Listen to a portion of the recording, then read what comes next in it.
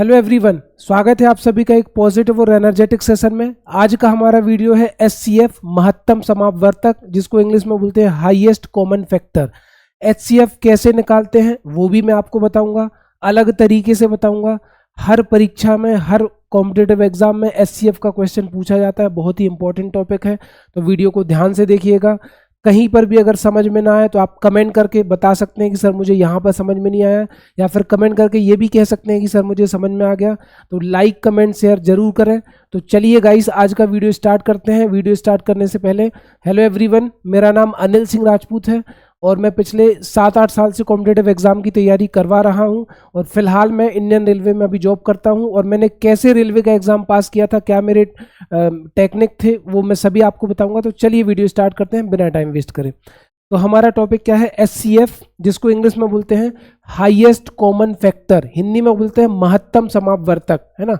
महत्तम शब्द का मतलब होता है बड़े से बड़ा। जब भी आप क्वेश्चन को सॉल्व करेंगे तो उसमें एक शब्द आएगा, वह बड़ी से बड़ी संख्या ज्ञात करो, है ना। वह बड़ी से बड़ी संख्या ज्ञात करो, वह महत्तम संख्या ज्ञात करो। उस केस में आपको क्या निकालना है? एचसीएफ, पहला पॉइंट। ये क्वेश्चन जो मैंने बोर्ड पर लिखा है, ये एग्जाम का क्वेश्चन है।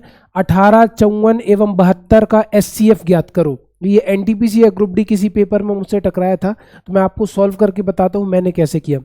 18, 54, 72 का एचसीएफ निकालना था। ऑप्शन है 18, 36, 54, 72।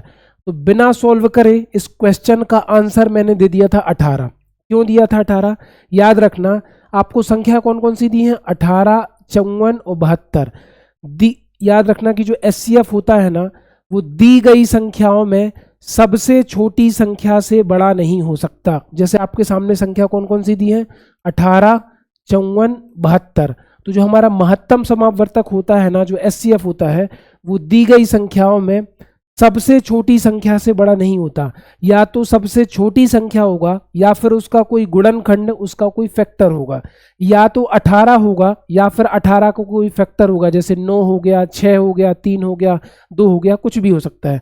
तो महत्तम समापवर्तक दी गई संख्याओं में सबसे छोटी संख्या से बड़ा नहीं हो सकता। तो इसमें 36 गलत हो जाएगा, 54 गलत हो जाएगा, 72 गलत हो जाएगा। इस तरीके से मेरा आंसर क्या बन जाएगा? 18। अगर बात समझ में आई तो लाइक करना। अब ध्यान से देखो, दूसरा तरीका क्या था? आपके सामने नंबर थे 18, 54, 72। दूसरा तरीका ये है, याद रखना, किन्हीं भी दो संख्याओं का अंतर, किन्हीं भी दो संख्याओं का अंतर या फिर दी गई संख्याओं का अंतर महत्तम समापवर्तक एचसीएफ हो सकता है ना। अब हमें अंतर उन संख्याओं का करना है जिनके बीच में सबसे कम अंतर हो। जैसे इसमें मैं 72 और 54 को ले लूंगा, तो मैं किसको माइनस करूंगा? 72 माइनस 54। तो आप ये बताओ, 2 में से 4 घटेगा क्या?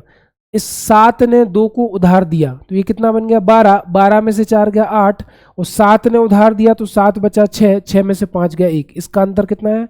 18। तो मैंने क्या बोला कि दो संख्याओं का अंतर, किन्हीं दो संख्याओं का अंतर एचसीएफ हो सकता है। मैं ये नहीं कह रहा कि एचसीएफ होगा, एचसीएफ हो सकता है। अगर 18 नहीं होगा तो इसका बड़े से बड़ा गुणनखंड होगा। बड़े से बड़ा गुणनखंड मतलब क्या? इसको मैं कैसे तोड़ सकता हूँ? 9 दूनी 18, है ना। तो बड़े से बड़ा गुणनखंड 9 है। या फिर तोड़ लूँ 6 तिया 18, किसी भी तरीके में लिखो, बड़े से बड़ा गुणनखंड देखना है। अब नेक्स्ट आगे बढ़ते हैं। सेकेंड क्वेश्चन में इस ट्रिक को हम अप्लाई करते हैं। आपके सामने सवाल है 434, 403, 465 का एचसीएफ ज्ञात करो, हाईएस्ट कॉमन फैक्टर ज्ञात करो, है ना। तो अब इसमें आपको कोई भी दो संख्याओं का अंतर ले लेना है। इसमें मैं ऑप्शन लिख देता हूं आपको। ऑप्शन है 31, दूसरा ऑप्शन है 62, तीसरा ऑप्शन है 65, चौथा ऑप्शन है मान लो 45। 4 ऑप्शन मैंने आपके सामने लिए। मैंने क्या बोला? किन्हीं भी दो संख्याओं का अंतर महत्तम समापवर्तक एचसीएफ हो सकता है। मैंने इन दोनों को ले लिया, 434 माइनस 403, और संख्याएं भी वो लेनी है जिनके बीच का गैप सबसे कम हो, है ना। अब घटाओ, 4 में से 3 गया 1, 3 में से 0 गया 3, 4 में से 4 गया कुछ नहीं, तो आंसर कितना आ गया? 31, है ना।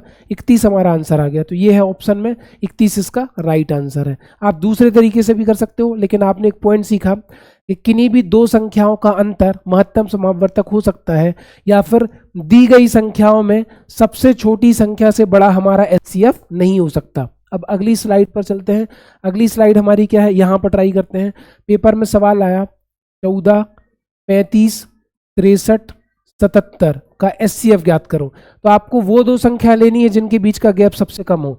तो मैं इन दोनों को ले लेता हूं, मैं 77 में से 63 माइनस करूंगा, है ना। तो आप बताओ 7 में से 3 गया 4 और 7 में से 6 गया 1, ठीक है। तो आंसर कितना आ गया 14।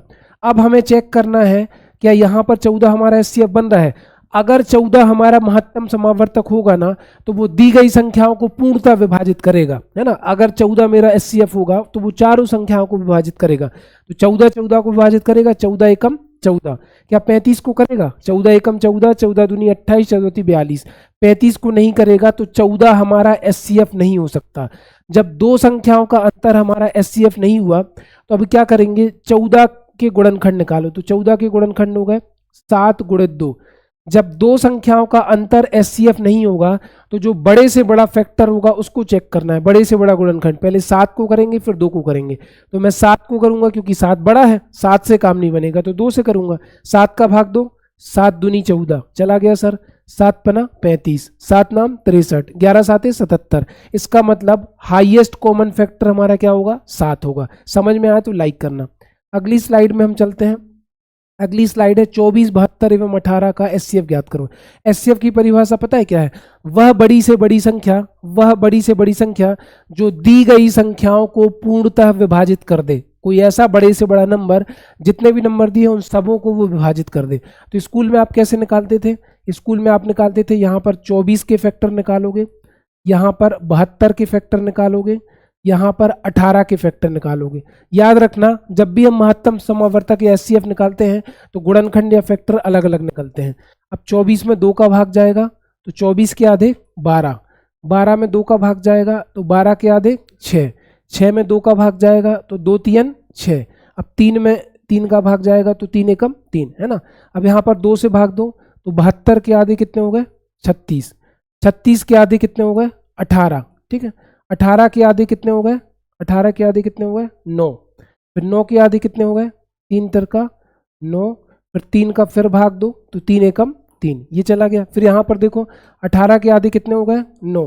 फिर 9 में किसका भाग जाएगा? 3 का, 3 3 9, फिर 3 का जाएगा 3 एकम 3। अब हाईएस्ट कॉमन फैक्टर का मतलब देखना होता है कि इनमें इनके बीच में कॉमन क्या है। तो आप ध्यान से देखो, 2 यहाँ पर 1 बार आ रहा, यहाँ पर 2 3 बार आ रहा और यहाँ पर 2 3 बार आ रहा। तो कॉमन वो चीज कहलाती है जो सबों के पास हो। जैसे मेरे पास 5 उंगली है, आपके पास भी 5 उंगली है, तो हम दोनों में 5 उंगलियां कॉमन हो गई क्योंकि दोनों के पास 5 है। अगर सामने वाले के पास 5 नहीं है, 4 है मान के चलो, ऐसा नहीं होना चाहिए, तो वो कॉमन नहीं माना जाएगा। तो यहाँ पर 2 1 बार है तो यहाँ भले 3 बार है, यहाँ पर भी 1 बार लेंगे, यहाँ पर भी 1 बार लेंगे। तो सबसे पहले तो आ गया 2, उसके बाद 3 इसमें 1 बार है, 3 इसमें 2 बार है, 3 इसमें 2 बार है। तो भले यहाँ पर 2 बार है, यहाँ तो 1 बार है ना, तो कॉमन 1 ही बार आएगा। तो 2 गुणित 3 तो 2 3 6 हमारा HCF हो गया। अब आप 6 से भाग देकर देख लो, 6 चौको 24, 6 तिया 18, 12 छिंग 72। वह बड़ी से बड़ी संख्या जो दी गई संख्याओं को विभाजित कर दे वो महत्तम समावर्तक HCF कहलाती है। आई होप आपको आज की क्लास बढ़िया लगी होगी। अगर किसी भी पॉइंट पर आपको क्लास अच्छी लगी, इन्फॉर्मेटिव लगी, यूजफुल लगी, वॉचफुल लगी, एनर्जेटिक लगी, तो you can share my video to those students who are very poor in maths. आप उनको शेयर कर सकते हो। मिलते हैं नेक्स्ट सेशन में। धन्यवाद।